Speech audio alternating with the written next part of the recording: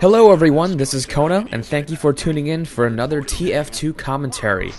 This one is about the Man vs. Machine update, a little clearer thoughts about it after playing for it for a while. I'm going to talk about the Man vs. Machine update in general, what I've experienced so far, the good and the bad, what I think is necessary in order to actually beat this game mode, and then later on I'm going to actually refer to the gameplay, specifically Scout, because I am playing as a Scout. It has to do with team synergy and all that stuff. Now, speaking about the team, this is our team right here. We have a Scout, Soldier, Demo Man, Heavy, Medic, and Engineer. And I'm playing with some people on the Fish. We have Snape, Dubs, Radar Boy, who's known as Spicy in this because he likes to change his name, Brandon 411, and Chaos, who is seen here as Bloaty because, again, he likes to change his name. So the first thing I wanted to talk about is probably your very first experience with Man vs. Machine, the wait time. Unfortunately, this game mode only accommodates 6 people per game. And if you think about it, normal matches have 24 to 32 people. There are only 6 people per game, and you need a lot of servers to accommodate all these players who are trying to play this new game mode. So you can expect some pretty long wait times. Now, the wait time is actually kind of dependent on how many people you want to play with. How many people on your friends list do you want to play with? If you want to play by yourself and jump in a random game, it actually finds a game pretty fast, within a couple of minutes. But if you have a full party like we do right now, it can take 15 to 20 minutes just trying to find a game. And unfortunately, the server that it put us on was in France. I don't know why it... We're in America. I should have picked an American server, right? But it connected us to a server in France, and so if you see that this is a little laggy, it's because it is. Everyone on our team had 150 ping or above. Some guys had 250 ping. I can't believe they did so well. If you finally do manage to get on the server and start playing, it's probably going to be pretty fun for the first couple of waves because they're easy. They progressively get harder. But sooner or later, you might hit a roadblock. You might hit a wall. And you can't seem to get past a certain wave. It might be the last wave. It usually is. I've seen a lot of people stream this where they are stuck on the last wave for hours and they just cannot figure out a way to actually beat this. Now, I've tried joining public servers by myself, and even I've tried joining public servers with my brother Snape, just the two of us. And we found out that it is pretty much impossible to beat this game mode with random people. When you get a group of random people playing, you're going to get a lot of different motivations for playing this game mode. Some people are going to be in there just to kill the robots. They just heard about this game mode. They're like, oh, it's a horde mode with a lot of robots. I'm going to try this. And they're just there for just killing these robots. That's all they're there for. Then there are some people who try hard. I'm one of those tryhards. After I figured out, like, oh, you know, if you go into man-up mode, you can actually get some weapons at the end. I decided to go try hard in this mode. And they're in it to win it. They really want to win it. They really want to beat all the waves and get the loot after. And so you're going to have a real mix of people if you try to play this with random people in a random server. Now, because of this, you might lose because in this mode, there's only 6 people, and what I found is that each person on the team has a very specific role and is very important to the team's success. When you have, let's say on a pub server, a regular pub server, multiplayer, you have 12 people, or maybe 16 if you're playing on a big server, right? So you have some room for those people who are not real, motivated to win. You have those guys who are on there to fool around, maybe go spy or something like that, do stuff by themselves. You have some margin for that, and you can still win even though that they're fooling around. But with this game mode, there's 6 people. All it takes is one person to kind of mess up, and you lose. So it's a very unforgiving game mode in that sense. If you want to win in Man vs. Machine, you're going to need a ton of teamwork and a lot of communication. And I think this is by design because Valve, they really like this co-op stuff where they like people working together. They like building team-based games. And I think that's what they were trying to do when they released this game mode, was they were trying to promote teamwork and communication, people working together against a common opponent. In this case, it's just a bunch of AI robots. Now, one of the most important tools that you'll probably use in this game mode is the microphone. So if you have one, please use it. The microphone is so important because you don't have time to stop shooting or stop doing stuff and actually type stuff down. There's so much that's going on that you cannot afford to stop and type. Like, sometimes I actually play in pubs and I see people type spy something. I guess it's because they die, and so they have actual time to type that out. But honestly, I'm not looking at the bottom of the screen for people chatting. You know, there's no point in doing that. There's so much going on, so many robots, that there's no time to do that. So please use a mic to communicate with your teammates, and it's best if everyone has a mic. This game mode is so chaotic that it's very difficult to keep track of what's going on, like everything that's going on. Because there's so many waves of robots, so many different types of robots, that it's very important to call out these things so that everyone on your team knows what the situation is. Also, it's important to take note of the bomb's position, because it's like these scouts. If one scout were to slip by and pick it up and no one was around to see it, or you had no way of communicating that this one scout slipped by and picked up the bomb, he could go all the way back to your base and deploy it himself, and that's all it takes to lose. So it's very important that everyone on the team communicate as much as possible, call things out, make sure everyone knows what's happening so that we can kind of get a feel for the situation at the time. The next thing you will need to beat man versus machine is some decent gun skill. I'm not talking about invite level or pro level gun skill. You don't have to have those kinds of motor skills. Those are very difficult to get. You just have to play this game for hours in order to get to that level. But you still need to be able to aim and shoot and still hit the majority of your targets. If you're missing all your shots, you're not really contributing much to the team. This game mode is all about dishing as much damage as possible. The last thing you'll need to defeat this game mode is learning about team synergy or team composition. Now, after watching a whole bunch of streams and going through this myself, I've seen a lot of teams lose, not because they're not good at TF2, not because of their gun skill, it's because their team composition and their team synergy just isn't quite right. With a team of only 6 people, everyone on this team is going to be important and everyone is going to have a role. And before the match starts, everyone should be clear about what their role is. And since I'm playing as Scout right now, you can kind of see one of my roles is picking up money. I'll get into that a little bit later. But yeah, you should be aware of all the classes in TF2, what their strengths are and what their weaknesses are, and how you can form a team to be the most balanced. You'll notice something like this, like the Heavy. You know, he dishes out a lot of damage, much more damage than I can dish out. But he's slow, right? He's slow. And so me being a scout, I kind of make up for the fact that the Heavy is so slow. That's why my role is picking up the money. Stuff like that you have to kind of understand about how to... Oh, man. Those Heavies are so... Those Heavies have perfect aim, by the way. Those Heavies don't miss a shot. So if they ever see you, make sure you have some sort of health buff or something, else you're going to die in a couple of seconds. But yeah, make sure that you are aware of all the strengths and weaknesses of the classes in this game so that you can create a team that's balanced for this game mode. So now I want to refer to the gameplay now and talk about the team that we are using. This is actually my first man-up mode, and man-up mode is tougher than your usual boot camp mode. So that's why you can see here we're having some trouble trying to get these guys. Oh, these scouts are so difficult to deal with.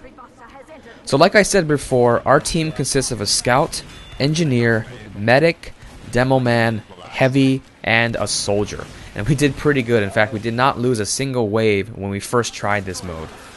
Now I want to talk about the scout first, because there seems to be a lot of discussion about the scout in this game mode. People think that the scout is crap, and maybe it's because when they play normal modes, like multiplayer, the scout isn't too great. It's a very specialized class, and in fact it is very specialized in this mode as well. But, you know, like on a regular pub server, people usually put Scout at the bottom of their tier list. Hell, I put Scout at the bottom of my tier list a lot. Don't worry, he'll do better in other tier lists, but in this game mode, Scout is such a huge help. The scout has a lot of jobs to do, and the first one is picking up money. Money is so important in this game mode because it's going to give you a chance to upgrade later on. There's so many times where I played without a scout on our team and we couldn't get all the money, and because we couldn't get all the money, the later waves were much more difficult because we didn't fully upgrade our weapons. But if you have a scout on your team that is constantly collecting money, one, you'll get the money, you'll get all the money, and if you do get all the money on a single wave, you get a $100 bonus as well, which does help, by the way. But also, the fact that the scout picks up money means that your other teammates don't have to worry about picking up money. Your other teammates like the heavy, the demo man soldier, their job is to dish out a lot of damage. That is their role. The scout, yeah, it can dish out damage sometimes, but really, you can only take out maybe one person per shot if you're fully upgraded. But that's not the scout's job. The scout's job is going to be to pick up money so that no one else has to really worry about the money situation. Also, the scout has little perks he gets because he's going for the money. In fact, this was mentioned on the official TF2 site when they announced it. You know, the little bios of each player and what they can do. The scout has the ability to pick up money and get health for each money pack he gets. So basically, the money acts as mini health packs for the scout, and they actually do overheal, which is really nice. So if you're constantly going for money, you're constantly getting overhealed, so you don't have to worry too much about damage. Also, the scout has a bigger range or bigger radius for picking up the money. The scout does not have to actually go and touch the money, he just has to go near it. Whereas every other class, in order to pick up the money, you actually have to touch it. You'll notice if you look closely in this game mode, as I'm running around, you'll see that all this money gets sucked in like a vacuum. That's because I don't have to actually go there. My radius is very big to pick up the money, so I don't have to worry about actually going there and touching it. It just kind of gets sucked to me after a certain distance.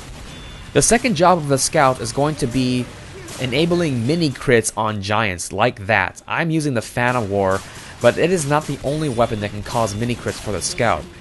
The Sandman's baseball actually causes mini crits as well, and you can actually upgrade it during the match. It's not something you get by default. You can also upgrade the Sandman to launch multiple balls at once, which means you can actually mini crit multiple giants, and that becomes useful in the later waves. Usually the later waves have like tanks and multiple giants coming at you all at the same time. I still kind of like the Fan of War because you can really focus down a giant and take him out really quick rather than working on multiple ones. We try to work as a team and focus on one thing at a time rather than multiple things. If we focus on multiple things, we get a little lost sometimes. Oh, crit! But yeah, enabling mini crits with the scout is very important. When I was playing in a pub server and I did this strategy, I enabled mini crits on a giant. One of the guys was so shocked at how fast that giant went down because he always struggled with heavy and engineer trying to take it down. But with a scout who enables mini crits, you can take down giants very quickly. Now there are other classes that can cause mini crits, but I kind of like the scout because the scout does more than just causing mini crits. Another thing that the scout is really useful for is taking out those dang snipers. Snipers cause a huge problem, especially for engineers, because engineers are usually turtled away and they're stationary targets, so it makes the sniper's job a lot easier to hit them. And it only takes like 2 shots for the sniper to take out the engineer. So you want to make sure you take the snipers out as fast as possible, and that's what I'm trying to do here. Is whenever I see those blue lasers, I know that the sniper is out there, and I try to get it as fast as possible so that he doesn't pick off our engineer and eventually pick off our sentry gun. Another class that the scout is really good at taking out are spies. And again, spies like to go for engineers, and spies, the thing with spies is that they actually spawn, I don't know if it's randomly, but they spawn behind you. So it's not like they come disguised from the front and then they, go behind you and then, it's not like that. They actually spawn behind you. So you have to be very cautious and very aware of when the spies are coming out and where they are. And sometimes the engineer has a very difficult time dealing with these spies by himself. He's too busy worrying about whether if the dispenser is still up, if his sentry gun needs to be repaired, if he needs to wrangle it and such. So you don't really want to stop the engineer from doing that just to take care of spies. So if I see that spies are coming out, I tend to go and help out the engineer, take out those spies. I try to take them out as fast as possible before he can even reach our team so that they don't have to worry about it. Now, just because a scout is doing all these different things, it does not mean that he does not have good damage output. A fully upgraded scout or fully upgraded scattergun has a ton of damage, and when you combine it with a crits canteen, which I think is really useful. If you don't have a canteen yet, try to beat a game and get that canteen, or you can just craft it. To craft it, you're going to need 4 scrap metal. But a canteen is really useful because you can fill it up with crits, and at close range, the crits will do 360 damage with a fully upgraded scattergun per shot. And if you upgraded your scattergun fully by the last wave, you should be having, well, I shouldn't say should, but if you're like me, I upgrade fire speed and reload speed so that I can get as much damage out as possible, as fast as possible. And so I can dish out 360 damage with crits very quickly, and it's really useful against those tanks. Now, as I play more and more Scout, I'm starting to learn different strategies, different weapons, different loadouts to use.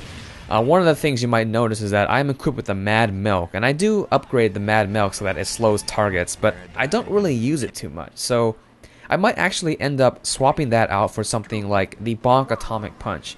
I've seen a scout run around with the bonk and go pick up money, and that's really useful. To have that invulnerability and to go and pick up money in the middle of a wave can really save your team a lot of time. You don't have to wait till a small push is done. You can go in there when there's a lot of action, you won't get hit, and you'll be safe. So the Bonk Atomic Punch might be a better alternative to the Mad Milk. Another thing that I might do is switch over to the Uber canteens instead of the crit canteens. The Uber canteens are actually a bit cheaper. They're only $75 per canteen or per use, whereas the crit canteen is $100. So it's a little bit cheaper, and the way I would use this is to actually Uber myself so that I can go in and mark the giants with the Fan of War. The thing with the giants, especially the heavy giants can dish out so much damage so quickly because they have perfect aim. They hit every single shot. And so if you're a scout and you try to go in there, if you don't have a huge health buff, you're going to get killed instantly. The general tactic to use as a scout is to make sure that the giant is focused on something else, some other team member, perhaps the engineer or the heavy who can actually take that damage. Then you go in, sneak behind him, and hit him with the Fan of War so that you can mark him for death. That's usually the case, but sometimes, your teammates die and then the giant has no one else to focus on except you. And since you're a scout with low life, the giant takes you out instantly. So what I might do is switch over to the Uber canteen, Uber myself so I'm safe, so that I can go in there, and it doesn't matter if the giant shoots me, I'm invulnerable. Go in there and whack him with the Fan of War. That might be a better strategy rather than using the crit canteens. Now, I have a lot to say about Scout because I've been playing mainly Scout in man versus machine mode. That was my role on the team, and it's really fun, I do admit, to run around, have different jobs to do, not having to just take so much damage, because usually the enemy is not going to be focused on the Scout. He's focused on someone else, and you can kind of go in there for easy picks. But I am trying to explore different classes. I don't want to play different classes. After a while, I get a little bored of the same class and the same job over and over. So I'm doing different classes like Engineer, Heavy, Demo Man. There are actually some really good strategies with Demo Man for taking out those medics. One of the things that I see a lot that people lose against are Ubered medics or Ubered medics with giants. What really sucks about this game mode is that Ubered robots can actually carry the bomb. That's so unfair because, in normal pubs you're used to, if you're Ubered, you cannot carry the intel. But in this case, it's not like that. Uber giants are a real problem because they can carry the bomb. They have so much health, and because they're Ubered, they're not taking any damage, and they're usually the ones who drop the bomb in at the very end. A lot of people lose to that. So medics are really important for taking out. You got to take out those medics really quickly, and Demo Man is one of those classes that you can use to take them out. There are other classes that I kind of know what they're supposed to do, I kind of know their role, but because I haven't played them a whole bunch, I don't know the very specifics on how to play that class. One of them is actually Heavy. Surprisingly, I'm a very bad Heavy when I play on this game mode. There's just too much stuff going on, and as a Heavy, you tend to be the main center of attention. So all the rockets, all the bullets go to you, and I die very quickly. So I don't think I'm playing heavy quite right. I have to play a little bit more of that. But I want to play other classes and really try to understand everyone's role. I want to actually find the role for sniper. So far, I haven't seen a team with a good sniper that actually wins.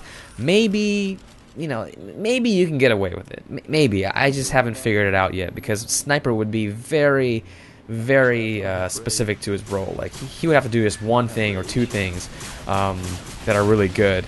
But, you know, when it comes to close quarter stuff, he is just going to get outgunned really quickly. But I want to try and find a good tactic for sniper. Maybe it's huntsman sniper. I'm not sure. Those robot huntsmen can be a pain in the ass too. So those are my thoughts and my tips for man versus machine. My tips for scout mainly. I'm going to try explore other classes and see if there's some other tips that I can give you guys on how to play those other classes, what kind of upgrades, and what are the specific roles that you should be filling when you play those classes. Now, I want to know what you guys think about this game mode. Now that it's been out for a week, and you've got to experience hopefully the good, hopefully the bad. You got to experience a lot of different things with this game mode. I want to know what you guys think about this game mode. What classes do you main? You know, if you don't main scout, what other classes do you like to play? And what things have you gotten in drops after you win? So far, I've gotten one of those metal hats for the soldier, the tin can, I think it's called, or something like that. Right here, it doesn't show it because my HUD is broken. It breaks all the HUDs. But yeah, leave a comment and let me know what you think. So thank you everyone for watching. Hope you enjoyed this video, and have a nice day.